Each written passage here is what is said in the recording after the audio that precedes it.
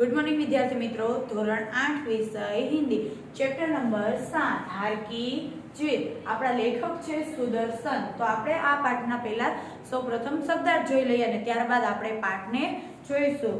તો શબ્દાર્થ હું લખાવું છું એમ તમારે પહેલા જોઈ લેવાના છે, સાંભળી લેવાના છે અને ત્યારબાદ તમારી પાકી બુકમાં લખવાના છે।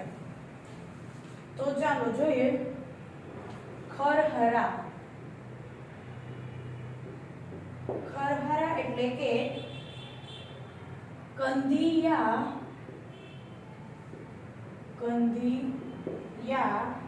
ब्रश से घोड़े का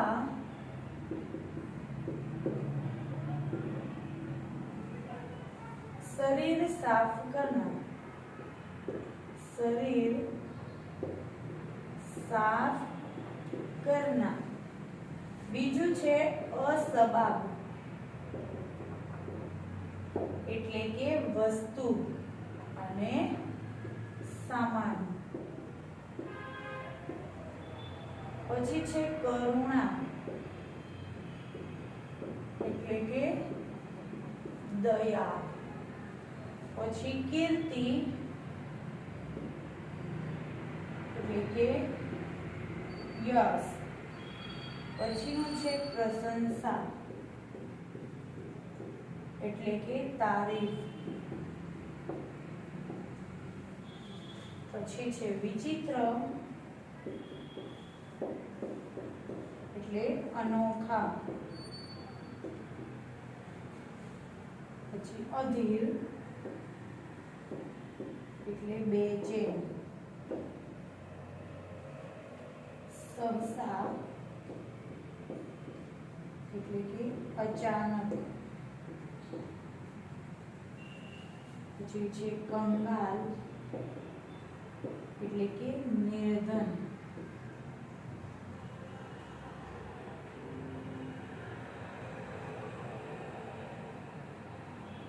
પછી છે નેકી એટલે કે ભલાઈ।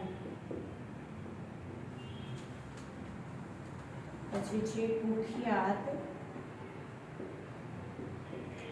એટલે કે બદનામ। પછી છે ચાપ એટલે કે પગ ધ્વનિ। પછી છે ધૂણા એટલે કે નફરત। અભિલાષા એટલે ઈચ્છા। છબી એટલે કે ચિત્ર અને તસવીર। પછી છે વાયુવેગ એટલે કે હવા की गति।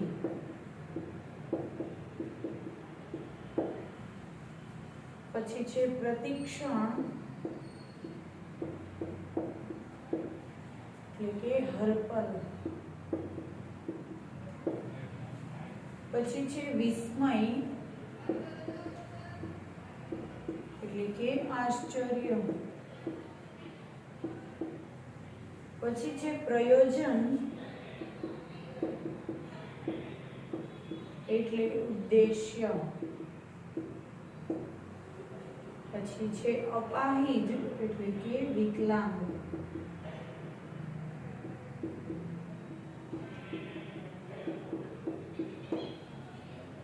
પછી છે બાંકા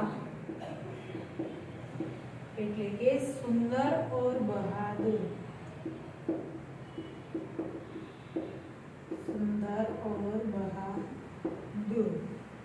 પછી છે અસબાબ એટલે કે વસ્તુ અને સામાન।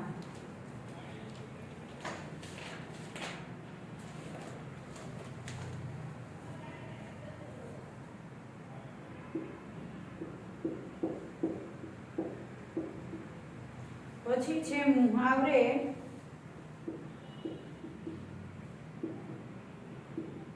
लट्टू होना એટલે કે મોહિત હોના। પછી છે ફૂલા ન સમાના, ફૂલા ન સમાના એટલે કે અતિ પ્રસન્ન હોના।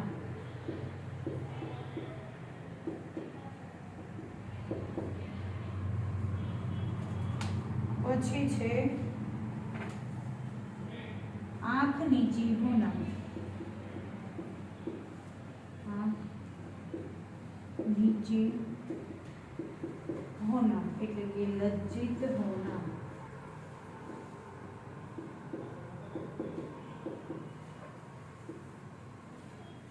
પછી છે ફૂટ ફૂટ કર,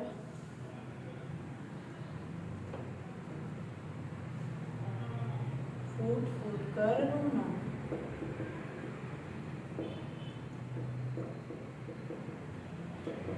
એટલે કે बहुत रोना।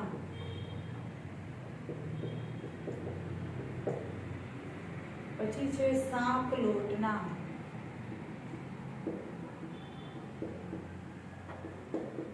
એટલે કે ઈર્ષ્યા હોના। પછી છે સિર મારના, એટલે કે અત્યધિક માનસિક પરિશ્રમ કરना, અત્યધિક मानसिक परिश्रम करना।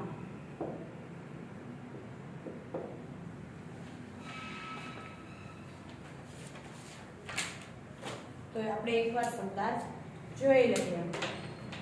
खरहरा એટલે કે कंधी या ब्रश से घोड़े का शरीर साफ करना। असमाव એટલે કે વસ્તુ અને સામાન। करुणा એટલે કે દયા। કીર્તિ એટલે કે યશ। પ્રશંસા એટલે કે તારીફ વખાણ। વિચિત્ર એટલે કે અનોખા બધાથી અલગ। અધીર એટલે કે બેચેન। સહસા એટલે કે અચાનક। કંગાલ એટલે કે નિર્ધન। નેકી એટલે ભલાઈ। કુખ્યાત એટલે બદનામ। ચાપ એટલે કે પગ ધ્વનિ। ધૃણા એટલે કે નફરત। અભિલાષા એટલે કે ઈચ્છા। છવિ એટલે કે ચિત્ર અને तस्वीर। वायुवेग એટલે કે હવા કી ગતિ। પ્રતિક્ષણ એટલે કે હર પલ। વિસ્મય એટલે કે આશ્ચર્ય। પ્રયોજન એટલે કે ઉદ્દેશ્ય। અપાહિજ એટલે કે વિકલાંગ। બાંકા એટલે કે સુંદર और બહાદુર। પછી જે મુહાવરે લટ્ટુ હોના એટલે કે મોહિત હોના, મુગ્ધ હોના। ફૂલા ન સમાના એટલે કે અતિ પ્રસન્ન, ખૂબ ખુશ થવો। આંખ નીચી હોના એટલે કે લજ્જિત હોના। फूट फूट कर रोना એટલે કે बहुत रोना। सांप लोटना એટલે કે ईर्ष्या होना। सिर मारना એટલે કે અત્યધિક માનસિક પરિશ્રમ કરना। હવે તમે સ્ક્રીનશોટ લઈ લેજો અને તમારી પાકી બુક ની અંદર લખવાનું છે।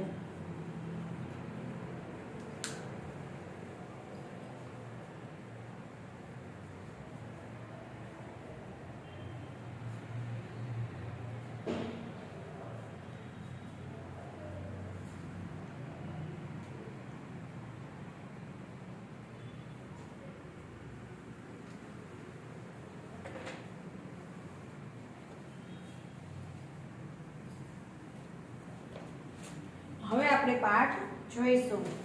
હાર की जीत।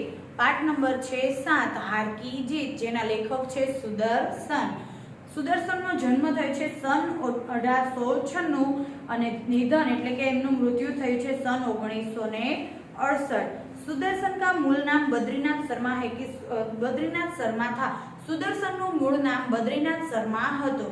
आपका जन्म पंजाब के सियालकोट में हुआ था કે એમનો જન્મ છે એ પંજાબના સિયાલકોટની અંદર થયો હતો। जब आप छठवें दर्जे में थे तभी आपने प्रथम कहानी लिखी थी કે જ્યારે તમે છઠ્ઠા દરજામાં એટલે કે છઠ્ઠામાં હતા ત્યારે તમારી પ્રથમ કહાની કે ત્યારે તમારી પહેલી કહાની લખેલી હતી। प्रेमचंद की तरह आपने भी उर्दू में लेखन प्रारंभ किया કે પ્રેમચંદની જેમ તમે પણ ઉર્દુની અંદર લેખન પ્રારંભ એટલે કે લખવાનું ચાલુ કર્યું। તત્પશ્ચાત એટલે કે ત્યાર પછી हिंदी में लिखने लगे કે તેના પછી તમે હિન્દી ભાષાની અંદર લખવા લાગ્યા।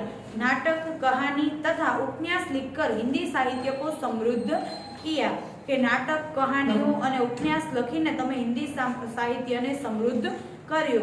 प्रस्तुत कहानी सुदर्शन जी द्वारा लिखित एक उपदेश प्रधान कथा है।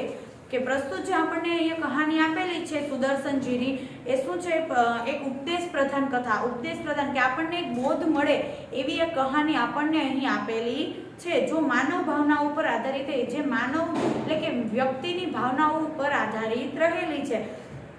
बाबा भारती के अनोखे घोड़े की चर्चा डाकू खड़क सिंह के कानों तक पहुंचती है कि बाबा भारती होय छे एमनी पासे एक सारो एवो घोड़ो होय छे। आ घोड़ानी वात छे ए खड़क सिंह ना कान सुधी पहुंची जाय छे।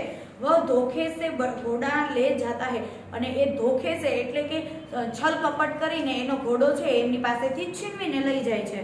परंतु बाबा भारती की एक बात उसे घोड़ा लौटाने पर मजबूर कर देती है। परंतु बाबा भारती ની એક એવી વાત છે એ જે ખડકસિંહને એનો જે ઘોડો છલ કપટ કરીને લઈ જાય છે એમને પાછો લौटाવવા માટે એ શું મજબૂર કરી દે છે। उसी बात ने उस डाकू का हृदय परिवर्तन कर दिया કે આ એવી વાત એને કરી હતી કે એમના દ્વારા ખડકસિંહ એટલે કે આ ડાકુ છે એમનું હૃદય परिवर्तन થઈ જાય છે। इसी बात पर यहाँ प्रकाश डाला गया है कि आज बात ऊपर અહીંયા प्रकाश डाला એટલે કે એમના ઉપર જ મેઇન ફોકસ કરેલું છે। इस कहानी में विनम्रता એટલે કે નમ્રતા, ઉદારતા એટલે કે દયા, પશ્ચાતાપ એટલે કે પસ્તાવો, દયાભાવ એટલે કે દયાની ભાવના, લોકહિत એટલે કે લોકોનું हित, जनहित की आकांक्षा आदि मूल्यों को समाविष्ट किया गया કે આકાંક્ષા એટલે કે મહત્વાકાંક્ષા કે આ આટલા મૂલ્યોનો સમાવિષ્ટ આ કહાનીની અંદર કરેલો છે। કોનો કોનો? નમ્રતા, દયા, પશ્ચાતાપ એટલે કે પસ્તાવો, દયા ભાવના, જનહિત અને આ બધી વાતની મહત્વાકાંક્ષા આમાં દર્શાવેલી છે। તો હવે આપણે પાઠની શરૂઆત કરીએ, જોઈએ શું વાત કરેલી છે। माँ को अपने बेटे और किसान को अपने लहलहाते खेत देखकर जो आनंद आता है वही आनंद बाबा भारती को अपना घोड़ा देखकर आता था। કે મમ્મીને એનો દીકરો હોય છે એના જોઈને જેટલી ખુશી થાય અને પછી કિસાન એટલે કે ખેડૂતને એનું જે ખેતર છે એ હર્યું ભર્યું હોય અને એ જોઈને જે ખુશી થતી હોય એટલી જ ખુશી, એટલો જ આનંદ બાબા ભારતીને એનો ઘોડો જોઈને થાય છે। એટલો એને જોઈને થતો હતો। એનો જેટલો માને એનો દીકરો જોઈને આનંદ થતો હોય પછી ખેડૂત છે એને જેટલું જ એનું ખેતરને લહલહાતા એટલે કે ભરપૂર પાકથી પુષ્કળ ભરેલું પાણીવાળું એ ખેતર જોઈને જેટલો આનંદ થતો હોય એટલો જ બાબા ભારતીને એનો ઘોડો જોઈને आनंद થતો હતો। भगवत भजन से जो समय बचता वह घोड़े को अर्पण हो जाता કે ભગવત ભજન પછી જેટલો પણ સમય વધતો એટલો બાબા ભારતી કોને સમય આપતા હતા? ઘોડાને। એટલો સમય ઘોડા માટે અર્પણ હતો। वह घोड़ा बहुत ही सुंदर और बलवान था। એ ઘોડો ખૂબ જ સુંદર અને બળવાન હતો। इसके जोड़ का घोड़ा सारे इलाके में न था કે આના જેવો ઘોડો દેખાવમાં પણ સારો અને બળવાન, સારા ઇલાકા એટલે આખા વિસ્તારની અંદર ક્યાંય પણ ન હતો। ઇલાકા એટલે કે વિસ્તાર। बाबा भारती उसे सुल्तान कहकर पुकारते। बाबा भारती છે એમને શું કહીને પુકારતા? સુલતાન કહીને પુકારતા એટલે કે સુલતાન કહીને બોલાવતા હતા। अपने हाथ से खरहरा करते એટલે કે પોતાના હાથે ખરહરા એટલે શું છે? ગંદિયા બ્રશ से घोड़े का शरीर साफ करना એટલે કે પોતાના હાથે જ ઘોડાનું શરીર આખું સાફ કરતા હતા। खुद दाना खिलाते એટલે खुद જે પોતાની જાતે તે એને દાણા પણ ખવડાવતા હતા। और देख देख कर प्रसन्न होते थे અને ઘોડાને જોઈ જોઈને એ પ્રસન્ન થતા હતા। उन्होंने रुपया, माल सबाब, जमीन आदि अपना सब कुछ छोड़ दिया था કે એમને પોતાના રૂપિયા એટલે કે પૈસા, માલ સબાબ એટલે કે વસ્તુ, સબાબ એટલે કે વસ્તુ અને સામાન, પોતાની માલ સામાન, જમીન આદि अपना सब कुछ छोड़ दिया था કે આ બધું એમણે પોતાનું છોડી દીધું હતું। માત્ર એમની પાસે શું હતું? સુલતાન, ઘોડો। यहाँ तक कि उन्हें नगर के जीवन से भी घृणा थी કે यहाँ तक कि ત્યાં સુધી વાત એવી હતી કે એમને નગર જીવનથી પણ ઘૃણા એટલે કે નફરત, કે નગર જીવનથી પણ એમને નફરત હતી। अब गांव के बाहर एक छोटे से मंदिर में रहते और भगवान का भजन करते કે હવે તે ગામની બહાર એક નાનું એવું મંદિર છે ત્યાં રહેતા અને ભગવાનના ભજન કરતા હતા। मैं सुल्तान के बिना नहीं रह सकूंगा કે હું સુલતાન વગર રહી શકીશ नहीं। उन्हें ऐसा लगने लगा था वे उसकी चाल पर लट्टू थे। એને એવું લાગવા માંડ્યું હતું કે એની ચાલ પર લટ્ટુ હોના એટલે કે મોહિત હોના, એના ચાલ પર એ શું હતા? મોહિત, એની ચાલથી એ પ્રસન્ન થઈ ગયેલા હતા કે આમ એનાથી એમને લગાવ હતો એક અલગ જ પ્રકારનો।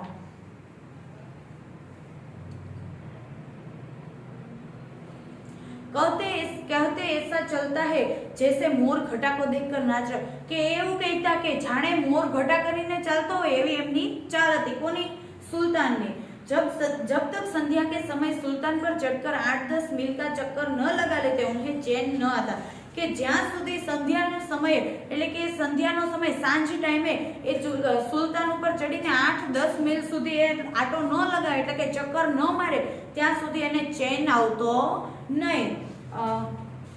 खड़क सिंह उस इलाके का कुख्यात डाकू था.